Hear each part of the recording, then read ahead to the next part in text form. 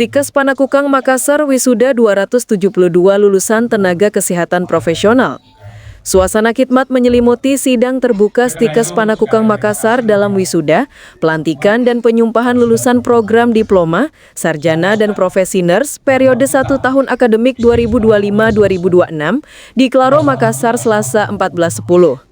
Ketua Stikes Panakukang Dr. N. Makassau MEKS MEDMM Biomed menyampaikan rasa syukur atas terselenggaranya wisuda berdasarkan rekomendasi resmi LLDIKTI Wilayah 9 Sultana Bantara nomor 7021-DT.00.08-2025 tertanggal 30 September 2025. Sebanyak 272 lulusan di wisuda terdiri atas 22 profesi nurse, 20 sarjana keperawatan, 29 ahli madya keperawatan, dan 201 ahli madya reka medis dan informasi kesehatan.